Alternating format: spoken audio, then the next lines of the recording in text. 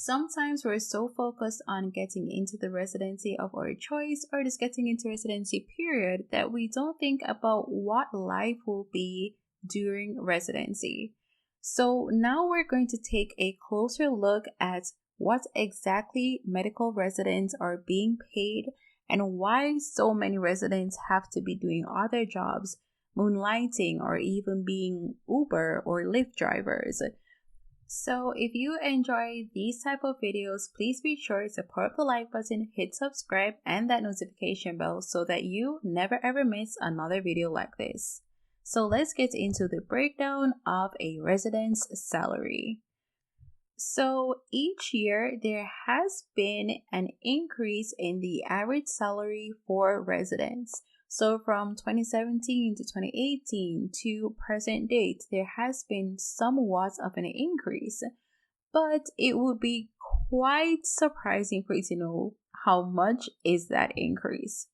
So for the period of 2020 to 2021, resident salary has increased by 1%. This is pretty outstanding because other medical professionals have seen an increase from 3 to 10% each year, or even have a projected increase of 10% over the next 5 years. However, that is not the case for medical residents. So it's very important that we know what exactly we are being paid because many of us graduate with a lot of debt, we have families and different bills and responsibilities to take care of. The good news though is that each year the average salary or pay for a resident increases.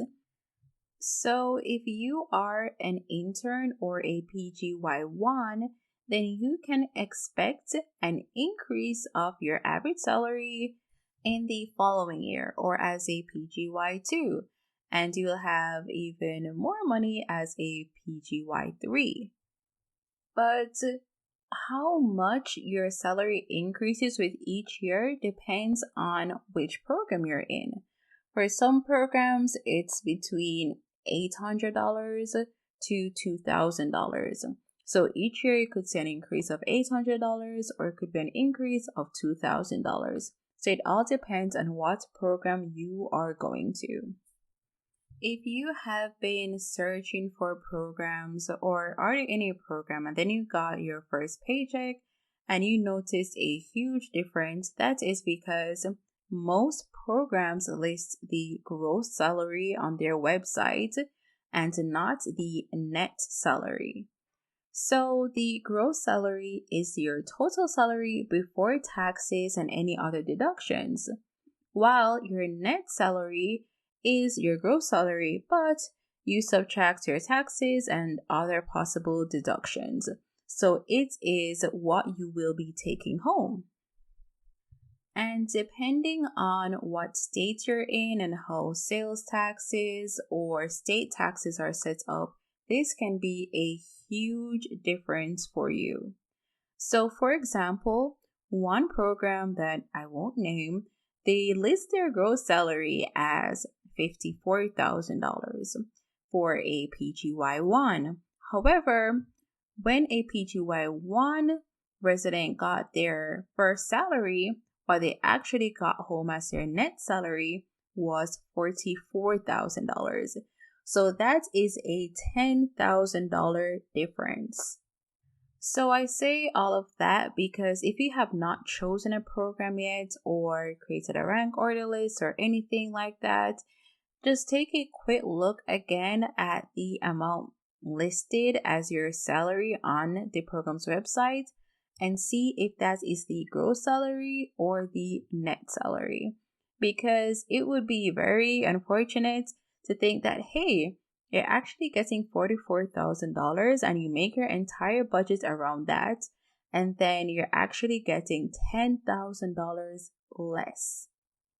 So if you are an IMG or international medical graduate, you might be wondering, why is there such a big difference between the gross salary and the net salary? Well, that is because there are taxes and deductions. such as your Social Security and Medicare taxes, IRS, state and city taxes, as well as fees for filing your taxes. So all of these taxes and deductions are taken out of your salary, and there might even be more deductions. So if you are a US medical grad, some persons set it up in a way where their monthly payments to repay their student loans are deducted from their salary. So this can be a very hefty deduction to say the least. So aside from those set deductions, they do vary depending on different factors. And let's look at those factors. So you have different factors that influence your net salary. So one of the main influences is the state. So if you live in a state like Texas or Florida or Nevada where there is no personal income tax, then your paycheck might look a bit better than someone who lives in a state like New York. Another factor that influences your net salary is what level are you? Are you a PGY 1 or a PGY 5? Because that would be a considerable difference in your net salary for a PGY 1 versus a PGY 3. Because remember, as you go up in the ranks as a PGY 1, 2, 3, 4, 5, your net salary increases. Another factor that influences your net salary is when you started residency. For example, for 2020 to 2021, even though there was a 1% increase in your pay, starting residency in 2019 versus now, there is a difference in your net salary. And those are the three main factors that influence your net salary. So you have the states, your PGY1 status, and when you started residency. And of course, you have different factors that determine your taxes and your deductions.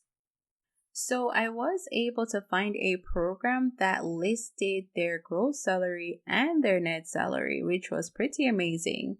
So the gross salary is in blue and the net salary is in red.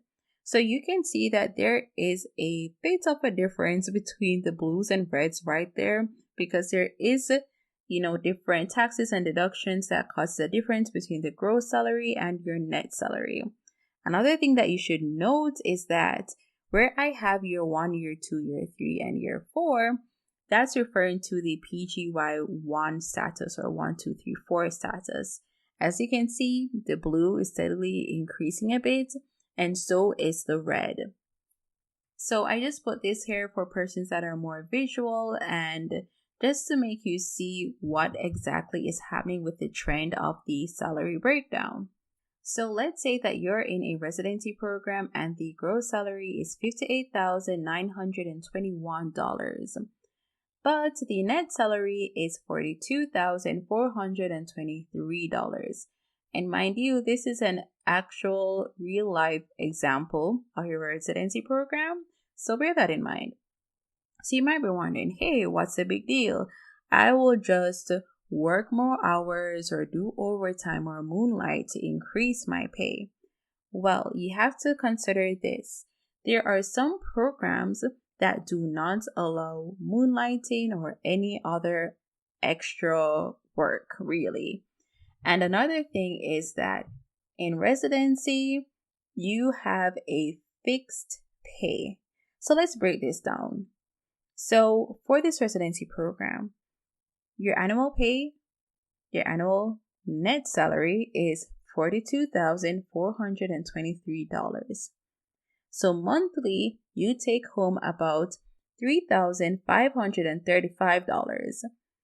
And if you break that down even more, that means that hourly you receive $14.70 as your hourly pay. I listed it like that to just put everything into perspective for you. But even though I have hourly pay right there, residents aren't actually paid by the hour. So even though some residents work 80, 100, 120, even more hours, despite whatever regulations are put into place, they are still going to go home with $3,000 or $3,535 per month, despite how many hours or overtime that they work, because they are locked in at that fixed rate no matter what. This stands out because that is completely different for other medical professionals, such as nurses, who do get more pay for working overtime or even on holidays or even on their birthdays. They have like special bonuses and their pay increases or correlates to how much hours they are being working for. So for you to understand this even more, let's look at this comparison, right? Of course, average salary is different by state and there's different factors. But overall, a registered nurse gets around $38 per hour. Of course, there are going to be persons who say, hey, they get way more, they get less. It varies, right? But $38 per hour. A medical assistant gets $18 per hour, while a nurse practitioner gets $55 per hour. And again, people say more or less, but we're just working with an average here that I found, okay? So let's put all of that into perspective. So you are a medical resident and you will be getting the lowest pay or lowest salary among all the other persons or medical professionals that you will be working with. So this is something that you should bear in mind. I know a lot of persons say, hey, it's just 3 years, it's just 5 years, it's just 6, 7 years. Then after that, you'll be making a lot of money, right? But during those 3 years, 5 years, 6 years, 7 years, your responsibilities do not go away. You still have your family, you still have debts, you still have a lot of different responsibilities, and life happens and it pops up. And it's important that you know what exactly you will be getting paid, what exactly life will be like as a resident, and know how to taper your expectations. So I created this video so that you are aware of some of these things and you are able to create a budget and make a plan. But that brings me to the end of this video. If you enjoyed this type of content, please be sure to support that like button, hit subscribe, and the notification bell. If you have anything to add to this discussion or any tips or just any thoughts at all, leave them in the comment section below. I'm so happy to hear what are your thoughts about this, residents being paid on average less than $15 per hour despite how many hours they work. And, a lot of programs listing gross salary instead of net salary, giving that or pay is substantially less during residency. Let me know your thoughts. But yeah, thank you so much for watching, and to watch more videos, you can click this video right here.